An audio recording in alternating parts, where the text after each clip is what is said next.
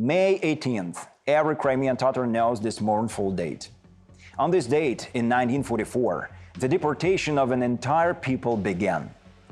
Over the course of 3 days, nearly 240,000 people, the majority of whom were women and children, were forcibly transported in simple freight cars.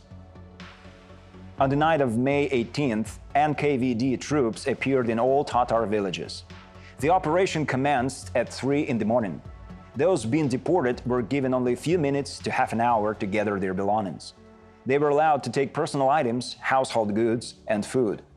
The absolute majority of the property of Crimean Tatars was left behind and confiscated by the state. According to the eyewitness accounts, those who resisted were shot. They killed even disabled individuals and elderly people who couldn't walk on their own. For several weeks, people were transported in overcrowded freight cars and suffered from lack of food and water. Due to the horrific conditions and unsanitary environment, during this journey, around 8,000 people died. They were buried at rare stops right beside the railroad tracks. On July 4th, Stalin was informed that the resettlement was completed. Afterward, NKVD personnel discovered that they had forgotten to deport a few hundred Tatars in the Arabat Spit area. They were put in the hold of an old ship and drowned in the sea.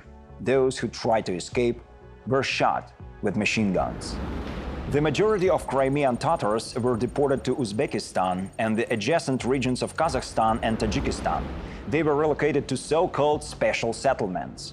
These were guarded areas surrounded by barbed wire and resembled labor camps more than anything else. There was a shortage of housing, and many lived in duguts or temporary yurts. The incoming Tatars were used as cheap labor. They were employed for low-skilled work in collective farms, coal mines, and construction battalions.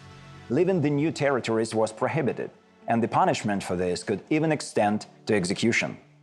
The first years after the deportation were marked by high mortality rates. The causes include malnutrition, harsh labor, lack of medical assistance, and the severe climate of the new locations.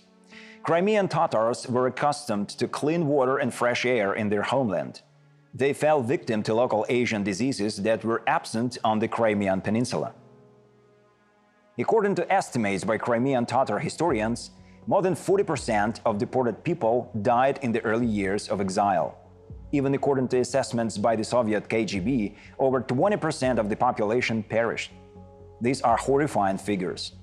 It took more than 5 years for the birth rate among Crimean Tatars to start exceeding the death rate.